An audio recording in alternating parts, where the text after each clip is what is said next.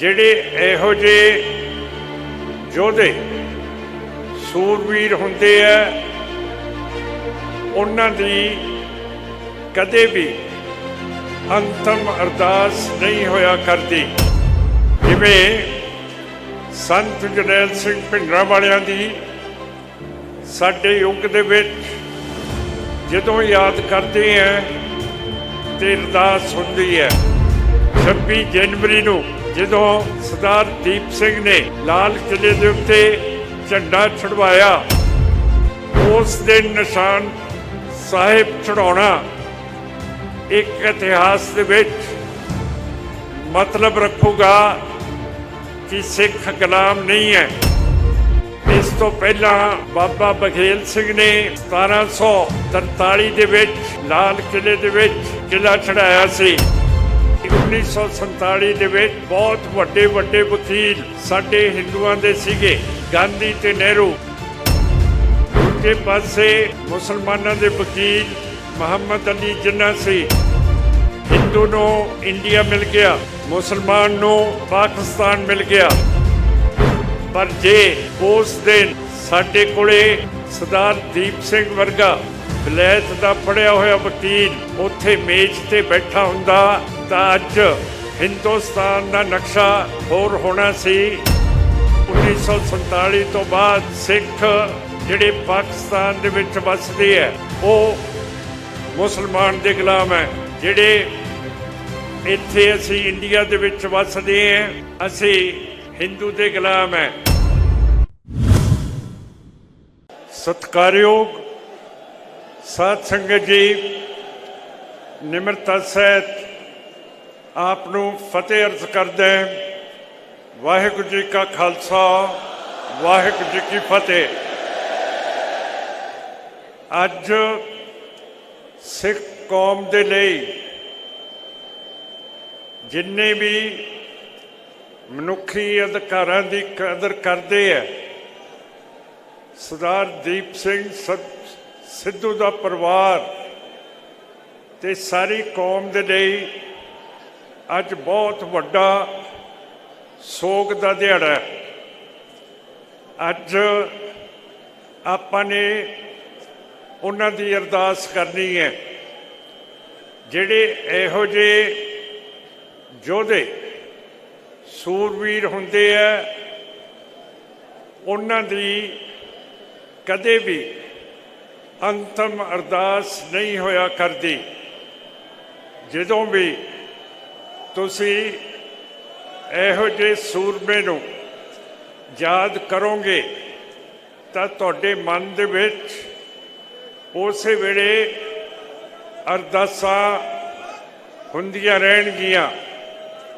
ਜਿਵੇਂ ਸੰਤ ਜਰਨੈਲ ਸਿੰਘ ਭਿੰਡਰਾਂਵਾਲਿਆਂ ਦੀ ਸਾਡੇ ਯੁੱਗ ਦੇ ਵਿੱਚ ਜਦੋਂ ਯਾਦ ਕਰਦੇ ਆ ਤੇ ਅਰਦਾਸ ਹੁੰਦੀ ਹੈ।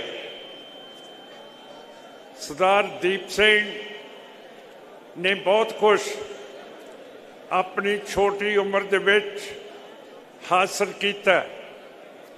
ਜਦੋਂ ਸਿੱਖ ਕੌਮ ਆਪਣੀ ਆਜ਼ਾਦੀ ਦਾ ਜੰਗ ਲੜ ਰਹੀ ਸੀ, ਉਸ ਵੇਲੇ ਇਹਨਾਂ ਦੇ ਪਰਿਵਾਰ ਨੂੰ ਬੜਾ ਕਸ਼ਟ ਝੱਲਣਾ ਪਿਆ। ਇਹਨਾਂ ਦੀਆਂ ਜ਼ਮੀਨਾਂ ਜਾਇਦਾਦਾਂ ਪੁਲਿਸ ਤੇ ਫੌਜ ਵਾਹ ਦਿੰਦੀ ਸੀਗੀ ਔਰ ਕੋਈ ਇਹਨਾਂ ਦੇ ਪਰਿਵਾਰ ਨੂੰ ਜ਼ਮੀਨ ਦੇ ਵਿੱਚ ਫਸਲ ਨਹੀਂ ਸੀ ਕਰਨ ਦਿੰਦੇ। ਤੋ ਸਤਿਕਾਰਯੋਗ ਸਾਧ ਸੰਗਤ ਜੀ, ਇਹ ਬਹੁਤ ਭੀੜੇ ਸਮੇਂ ਦੇ ਵਿੱਚ ਗੁਜ਼ਰੇ ਨੇ।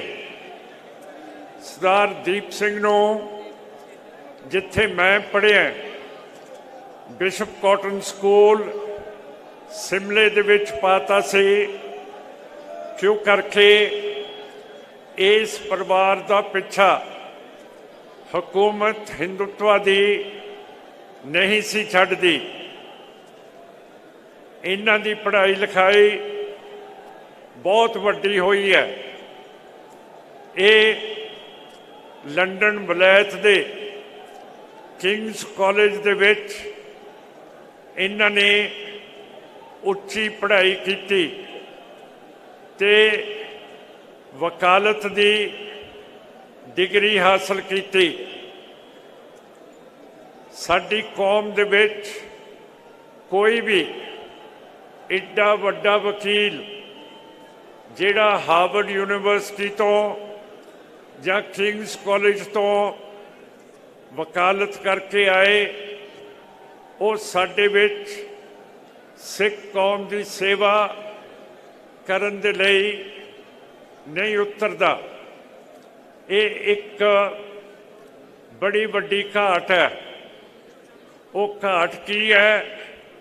सिख कौम महसूस करूगी कि 1947 दे विच बहुत वड्डे वड्डे वकील साडे हिंदुआं दे सीगे, गांधी ते नेहरू, जिन्हां ने वकालत लंडन ते वलैत तो करके आए सीगे।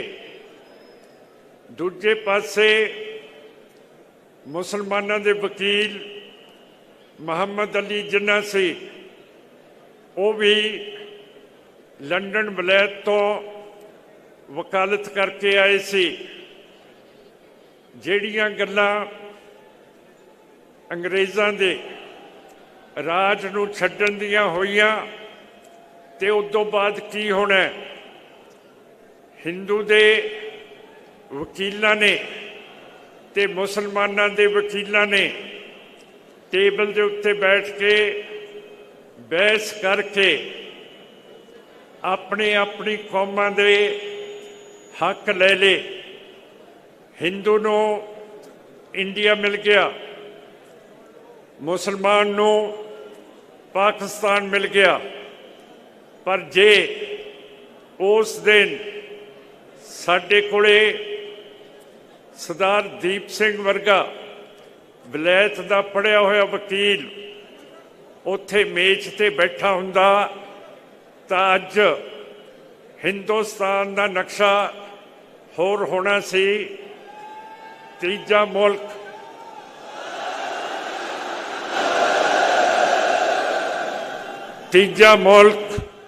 साडा हुंदा होना सी। अंग्रेज़ां तो बाद और उस तो पहला नेहरू ते गांधी ने साडे आगूआं नूं वायदे कीते कि तुसीं साडे नाल मिल जाओ ते असीं तुहानूं आज़ादी तो बाद एक इहो जिहा खिता देवांगे जिथे तुसीं आज़ादी का निग मान सकोगे। पर बड़े अफसोस की गल है कि साडे आगू धोखे दे विच आके इन्हां लीडरां दे उत्ते विश्वास कर गए। जद अंग्रेज राज सीगा आपां सारे हिंदू मुस्लिम सिख अंग्रेज़ दे गुलाम सी।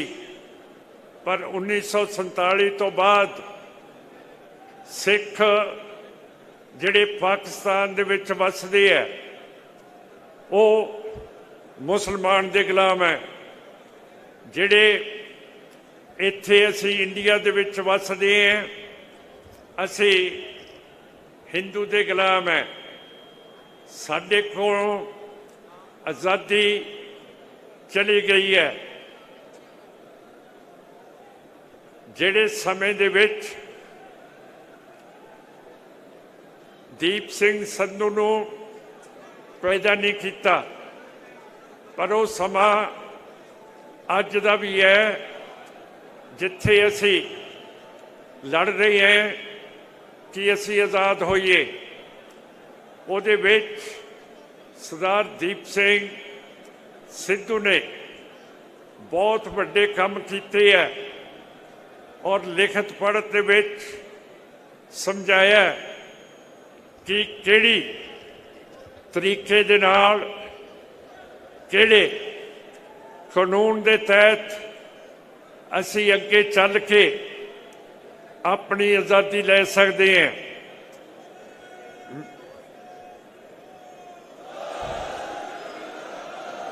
मेरे नाल बहुत गहरियां गल्लां होईयां क्यों करके संत जरनैल सिंह भिंडरांवाला दी सोच उस नूं लेके साडी पार्टी दे उत्ते चल रही है ते सरदार दीप सिंह सिद्धू ने भी ਉਹੀ सोच अपना ਲਈ ਸੀ और इन्हां दी लियाकत दे नाल ਅਸੀਂ बड़े वड्डे कदम पट देने सीगे।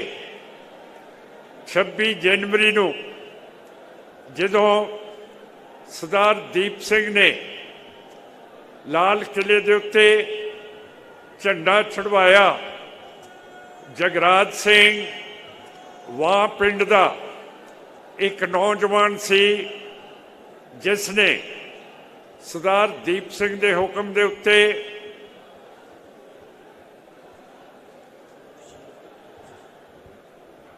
चढ़ के अपना ना निशान उत्थे चढ़ाता। इस तो पहला बाबा इस तो पहला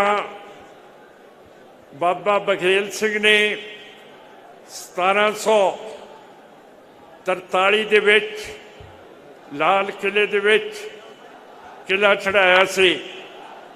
सो जो सरदार दीप सिंह ने 26 जनवरी ਨੂੰ जिदन संविधान इंडिया का लागू होया उस दिन निशान साहिब चढ़ाना एक इतिहास दे विच मतलब रखूगा कि सिख गुलाम नहीं है।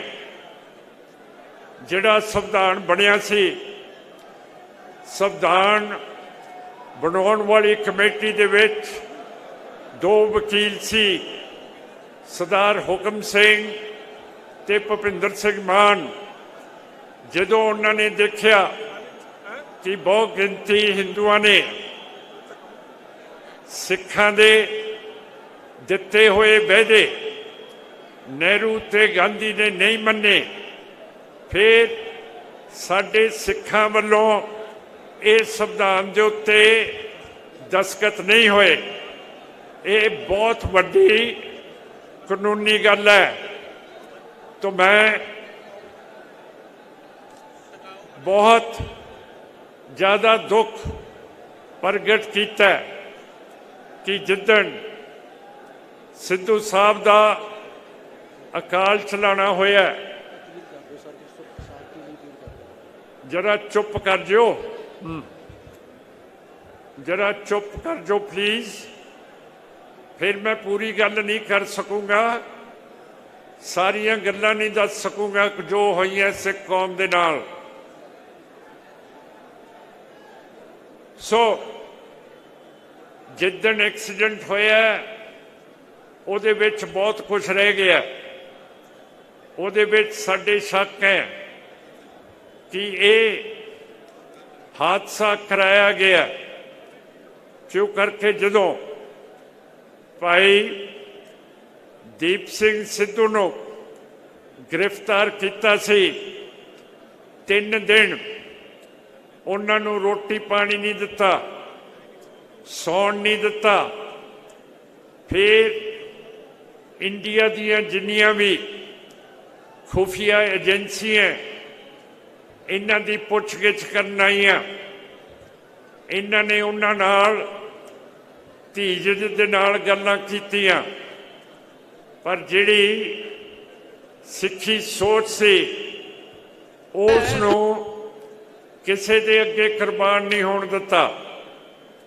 पर सब तो वड्डी चीज़ क्यों करके मैं पुलिस अफसर रहा, वो वड्डी चीज़ ये हुई कि दिल्ली का मुख कोतवाल डायरैक्टर जनरल ऑफ पुलिस जिहड़ा कि कदे भी किसी की पुछगिछ करन नूं नहीं आउंदा, वो भी सरदार सिद्धू की पुछगिछ करन दे लई आया और उसने कहा कि देख ये जिहड़ा मुल्क है ये बहुत ताकतवर मुल्क है जिहड़ा इस मुल्क नूं तोड़न की कोशिश करूगा उस नूं ये मुल्क कदे नहीं करन दूगा।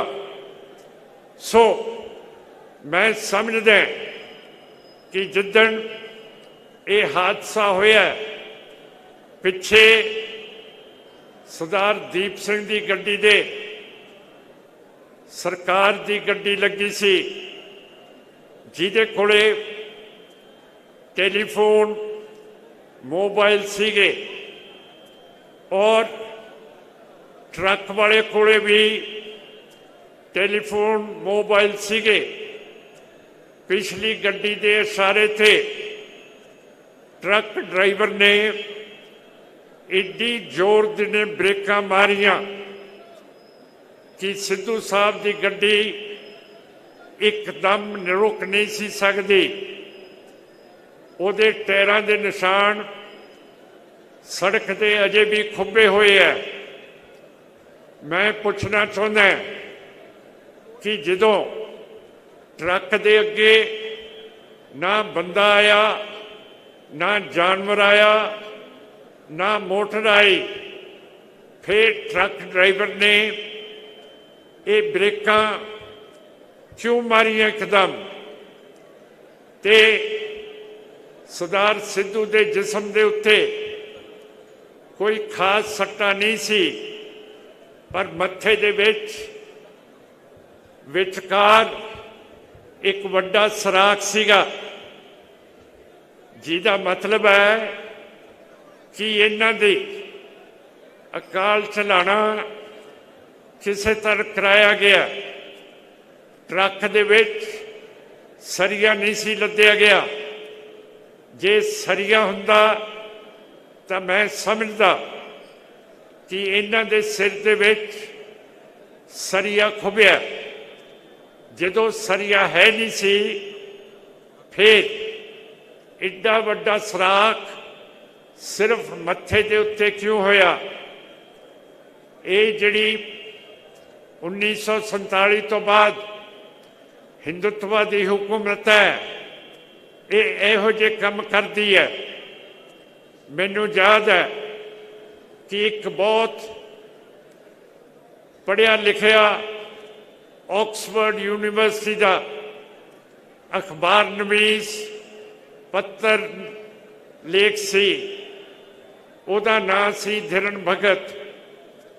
उसने जदों 1984 तो बाद राजीव गांधी का राज आया, उहदा गृह वजीर छोटा चिदंबरम सीगा। उस वेले अफगानिस्तान के उत्ते कब्जा सोवियत रूस का होया सी। चिदंबरम ने बहुत हवाई जहाज़ों के राही बंदूकां ग्रनेडा मशीन गन्ना मंगाइया। ते एक बाबा बिरसा सिंह हुंदे सीगे, दिल्ली के कोले उन्हां दी आश्रम सी। ये असला उत्थे लेके गए ते जिहड़े बनौटी सिख सीगे बाबा बिरसा सिंह दे डेरे दे विच उन्हां नूं सिख मर्यादा सिखाई जाती सी कि किहड़े कपड़े पाने हैं, किवें पाठ करना है, किवें सिखां दी मर्यादा रखनी है। ट्रेनिंग के दौरान जिहड़े अफगानिस्तान तो शस्त्र मंगाए हुए सी उन्हां दा भी इस्तेमाल करना उन्हां नूं सिखाया। उस वेले साडा आज़ादी दा जंग चढ़दी कला दे विच सीगा, पर ये जिहड़े घुस बैठिए बाबा बिरसा सिंह दे डेरे दे विच ट्रेन होए हुए सी, इन्हां ने साडे घरां दे विच बाहर जिहड़े डेरे सी उन्हां दे विच घुस बैठ कराती कि ये सिंह ने ते इन्हां ने उन्हां घरां दे विच जाके जिहड़ी बीबियां दी बेअदबी कीती ਇਹਨਾਂ ਨੇ ਉਹ ਜਿਹੜਾ ਸਾਡਾ ਸਟਰਗਲ ਸੀਗਾ, ਜਦੋਜਹਿਦ, ਉਸ ਨੂੰ ਬਦਨਾਮ ਕਰਕੇ ਰੱਖਤਾ। ਤੇ ਜਿਹੜਾ ਧਿਰਨ ਭਗਤ ਨੇ ਬਾਹਰ ਦੇ ਮੁਲਕ ਦੇ ਨਿਊਜ਼ਪੇਪਰ ਦੇ ਵਿੱਚ ਆਪਣੀ ਰਿਪੋਰਟ ਦਿੱਤੀ ਸੀ ਕਿ ਅਫਗਾਨਿਸਤਾਨ ਤੋਂ ਅਸਲਾ ਮੰਗਾਇਆ ਗਿਆ, ਉਸ ਨੂੰ ਛੇਤੀ ਹੀ ਸ਼ੱਕੀ ਤਰੀਕੇ ਦੇ ਨਾਲ ਉਸ ਨੂੰ ਮਾਰ ਦਿੱਤਾ ਗਿਆ। ਮੈਂ ਉਹਦੀ ਇਨਕੁਆਇਰੀਆਂ ਦੇ ਲਈ ਜਿਹੜੇ ਦੁਨੀਆ ਭਰ ਦੇ ਅਖਬਾਰ ਨਵੀਸ ਹੈ, ਜਰਨਲਿਸਟ, ਉਹਨਾਂ ਨੂੰ ਸ਼ਿਕਾਇਤਾਂ ਕੀਤੀਆਂ ਕਿ ਧਿਰਨ ਭਗਤ ਦੀ ਤਫਤੀਸ਼ ਕੀਤੀ ਜਾਵੇ ਕਿ ਇਸ ਨੂੰ ਕਿਵੇਂ ਮੌਤ ਦੇ ਘਾਟ ਉਤਾਰਿਆ ਗਿਆ। ਪਰ ਸਾਧ ਸੰਗਤ ਜੀ, ਜਦੋਂ ਸਾਡਾ ਜ਼ੋਰ ਨਹੀਂ ਹੈ, ਨਾ ਅਸੀਂ ਆਪਣਾ ਜ਼ੋਰ ਅਜਮਾਉਣਾ ਚਾਹੁੰਦੇ ਹਾਂ, 1984 ਤੋਂ ਬਾਅਦ ਅਸੀਂ ਕੋਈ ਮੈਂਬਰ ਅਸੈਂਬਲੀ 'ਚ ਨਹੀਂ ਭੇਜਿਆ ਜਿਹੜਾ ਇਹ ਚੀਜ਼ਾਂ ਪੁੱਛੇ ਕਿ ਸੰਤ ਜਰਨੈਲ ਸਿੰਘ ਭਿੰਡਰਾਂਵਾਲਿਆਂ ਦਾ ਸੰਸਕਾਰ ਕਿੱਥੇ ਹੋਇਆ, ਕਿੱਥੇ ਭੋਗ ਪਿਆ, ਕਿੱਥੇ ਫੁੱਲ ਪਏ। ਬਿਲਕੁਲ ਉਜਾੜ ਹੋਇਆ ਪਿਆ। ਇਹ ਕਿਹਦਾ ਕਸੂਰ ਹੈ? ਸਾਡਾ। ਕਿਉਂ ਕਰਕੇ ਵੋਟ ਅਸੀਂ ਪਾਉਂਦੇ ਹਾਂ। ਤਾਂ ਤੁਸੀਂ ਸਮਝੋ ਕਿ ਵੋਟ ਦੀ ਕਿੰਨੀ ਕੀਮਤ ਹੈ। ਉਸ ਅਖਬਾਰ ਨਵੀਸ ਦੀ ਅੱਜ ਤੱਕ ਵੀ, ਜਿਵੇਂ ਮੈਨੂੰ ਸ਼ੱਕ ਹੈ ਦੀਪ ਸਿੰਘ ਦਾ ਅਕਾਲ ਚਲਾਣਾ ਕਰਨ ਦਾ, ਉਹਦਾ ਵੀ ਮੈਨੂੰ ਦੁੱਖ, ਤੇ ਮੈਂ ਸਮਝਣਾ ਚਾਹੁੰਦਾ ਕਿ ਉਸ ਨੂੰ ਕਿਉਂ ਮਾਰਿਆ ਗਿਆ। ਸਨ 2000 ਚੇਤੇ ਕਰੋ, ਅਮਰੀਕਾ ਦਾ ਪ੍ਰੈਜ਼ੀਡੈਂਟ ਕਲਿੰਟਨ ਆਏ ਸੀਗੇ।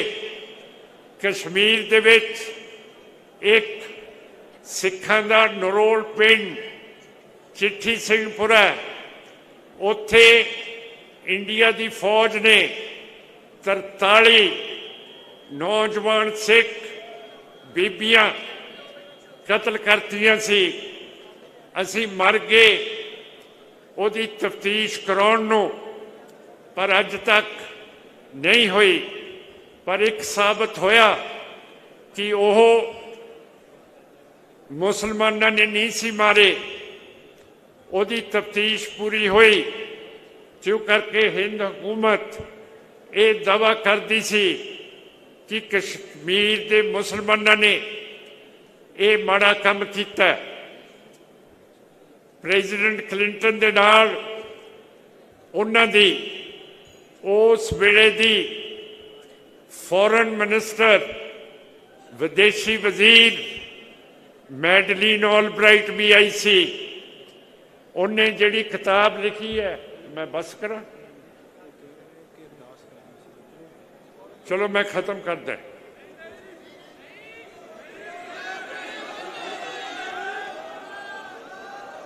ਜਿਹੜੀ ਵਿਦੇਸ਼ੀ ਵਜ਼ੀਰ ਸੀ, ਉਸ ਨੇ ਆਪਣੀ ਕਿਤਾਬ ਦੇ ਵਿੱਚ ਫਿਰ ਲਿਖਿਆ ਕਿ ਇਹ ਜਾਣ ਬੁੱਝ ਕੇ ਸਰਕਾਰ ਵਾਜਪਾਈ, LK ਅਡਵਾਨੀ ਨੇ ਫੌਜ ਤੋਂ ਸਿੱਖਾਂ ਦੇ ਕਤਲ ਕਰਾਏ ਹੈ। ਉਹ ਦਿਖਾਉਣਾ ਚਾਹੁੰਦੇ ਸੀ ਹਿੰਦੂਤਵਾ ਦੀ ਸਰਕਾਰ ਕਿ ਇਹ ਸਿਰਫ ਹਿੰਦੂਆਂ ਨੂੰ ਨਹੀਂ ਮਾਰਿਆ ਜਾ ਰਿਹਾ, ਪਰ ਸਿੱਖਾਂ ਦੇ ਉੱਤੇ ਵੀ ਇਹ ਕਸ਼ਮੀਰੀ ਕਤਲੇਆਮ ਕਰਨ ਲੱਗ ਪਏ ਹੈ। ਸੋ ਸਾਧ ਸੰਗਤ ਜੀ, ਇਹੋ ਜਿਹੇ ਦੌਰ ਦੇ ਵਿੱਚੋਂ ਆਪਣੀ ਕੌਮ ਚੱਲ ਰਹੀ ਹੈ, ਗੁਜ਼ਰ ਰਹੀ ਹੈ। ਅੱਜ ਅਖਬਾਰਾਂ ਦੇ ਵਿੱਚ ਕਿਉਂ ਨਹੀਂ ਦੱਸਿਆ ਜਾਂਦਾ ਕਿ ਸਿਮਰਨਜੀਤ ਸਿੰਘ ਮਾਨ ਇਹ ਕਹਿ ਰਿਹਾ ਹੈ? ਕਿਉਂ ਕਰਕੇ ਸਾਡਾ ਜ਼ੋਰ ਤੇ ਅਸਰ ਅੱਜ ਹੈ ਨਹੀਂਗਾ। ਅੱਜ ਮੈਂ ਪੁੱਛਣਾ ਚਾਹੁੰਦਾ, ਜਿੱਦਣ ਸਰਦਾਰ ਦਾ ਭੋਗ, ਸਰਦਾਰ ਦਾ ਸਰਕਾਰ ਸੰਸਕਾਰ ਹੋਇਆ, ਉਦੋਂ ਕੋਈ ਵੀ ਬਾਦਲ ਦਲੀਆ, SGPC दमदमी टकसाल, कांग्रेस, आम आदमी पार्टी, बीजेपी का उत्थे कोई नहीं बोलिया और उस तो बाद किसी ने भी अफसोस का बयान नहीं दिता। सो ये जिहड़े साडे लीडर है ये साथों हुण उखड़ गए है। जिहड़ी सोच सरदार दीप सिंह ने साडे विच नवी रूप फूकी है संत जरनैल सिंह भिंडरांवालियां दी, उस दे उत्ते दीप सिंह ने कहा असीं चलांगे। जिदन सरदार दीप सिंह ने आ किरपान फड़ी, एक किरपान इतिहासक है। ये जनरल हरी सिंह, अकाली फूला सिंह ते जरनैलों ने जदों 1819 दे विच अफगानिस्तान फतेह किया, ये किरपान ये नाल गई सी।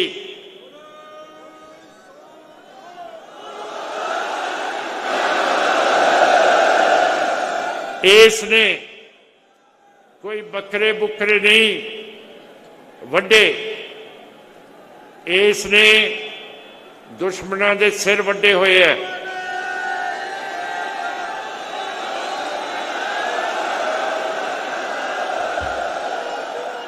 जिदन दीप सिंह सिद्धू ने हाथ दे विच झाड़ू फड़ लिया, शांति दी अपील करो माड़ा जी, शांति करो। मैं क्या शांति करो।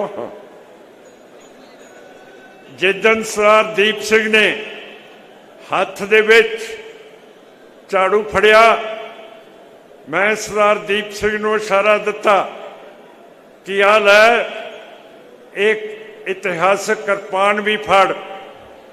मैं तां दित्ती कि मैं समझण लग पिया सी कि जदों मैं रिटायर होया ते मैनू अगला आगू लभ गया। इस करके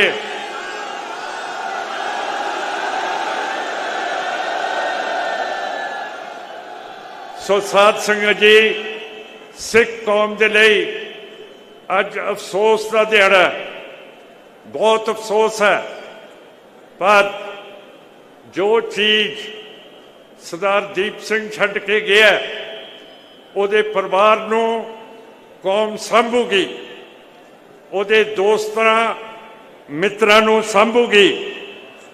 ਜਿਹੜਾ ਉਹਨਾਂ ਦਾ ਮੋਰਚਾ वारिस पंजाब ਦਾ ਉਸ ਨੂੰ संभूगी। ਸਾਡੇ मसले खत्म नहीं होए। बरगाड़ी 2015 ਦੇ ਵਿੱਚ बादल सुखबीर सिंह समेत सैनी ने सरसे साध राह मरीम दे नाल गुरु ग्रंथ साहब की बेअदबी की सी। अजे 260 दिन हो गए है, साडी पार्टी का मोर्चा चलदा है ते मैं कौम नूं बेनती करदा कि 6 तरीक नूं आ जिहड़ी हुण आ रही है, अगले महीने 6 मार्च उदण असी भाई दीप सिंह सिद्धू नूं याद करांगे। सो 11 बजे आप जी ने बरगाड़ी गुरुद्वारा साहब 10वें पातशाह के गुरुद्वारा साहब दे विच दर्शन देने है ते सरकार नूं दसना जितीए हारीए पर असी गुरु ग्रंथ साहब का इंसाफ लैके छड्डना।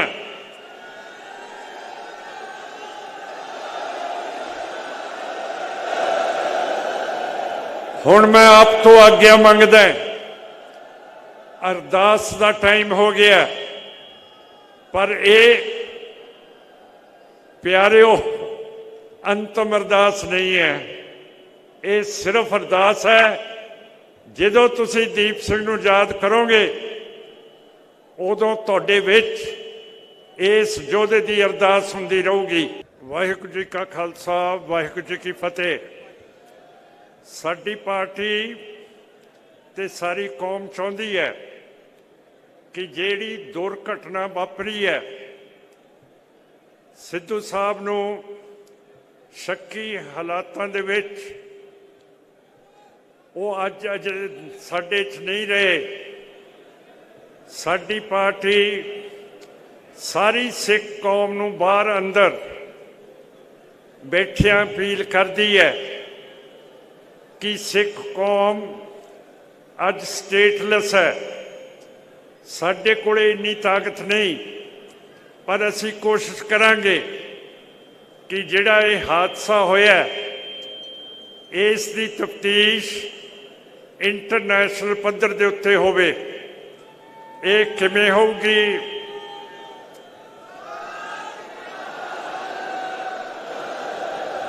ਇਹ ਕਿਵੇਂ ਹੋਊਗੀ? ਇਹਦਾ ਢਾਂਚਾ UN ਦੇ ਕੋਲੇ ਹੈਗਾ। ਜਦੋਂ ਲੈਬਨਾਨ ਦਾ ਪ੍ਰਾਈਮ ਮਿਨਿਸਟਰ ਮਾਰਿਆ ਗਿਆ ਸੀ ਹਰਾਰੇ, ਉਹਦੀ ਮੌਤ ਦੀ ਤਫਤੀਸ਼ UN ਦੀ ਕਮੇਟੀ ਨੇ ਕਰਾਈ ਸੀ। ਲਾਗੇ ਪਾਕਿਸਤਾਨ ਦੇ ਵਿੱਚ ਜਦੋਂ ਬੀਬੀ ਬੇਨਜ਼ੀਰ ਭੁੱਟੋ ਨੂੰ ਕਤਲ ਕਰਾਇਆ ਗਿਆ ਸੀ, ਉਹਦੀ ਤਫਤੀਸ਼ ਵੀ UN ਤੋਂ ਕਰਵਾਈ ਗਈ ਸੀ। ਬੇਸ਼ੱਕ ਸਾਡੇ ਕੋਲੇ ਅੱਜ ਕੋਈ ਆਜ਼ਾਦ ਸਟੇਟ ਨਹੀਂ ਹੈ, ਪਰ ਮੈਂ ਸਮਝਦਾ ਕਿ ਅਸੀਂ ਇੱਕ ਸਿੱਖ ਇੱਡੀ ਤਕੜੀ ਕੌਮ ਹੈ। ਮੈਂ ਇੰਟਰਨੈਸ਼ਨਲੀ ਸਾਰੇ ਸਿੱਖਾਂ ਨੂੰ ਅਪੀਲ ਕਰਦਾ ਕਿ ਆਪਾਂ ਪੂਰਾ ਜ਼ੋਰ ਲਾ ਕੇ ਇਹਦੀ ਤਫਤੀਸ਼ UN ਦੀ ਕਮੇਟੀ ਤੋਂ ਕਰਾਈਏ। ਆਸ ਕਰਦਾ ਫਤਿਹ ਹੋਊਗੀ। ਵਾਹਿਗੁਰੂ ਜੀ ਕਾ ਖਾਲਸਾ, ਵਾਹਿਗੁਰੂ ਜੀ ਕੀ ਫਤਿਹ।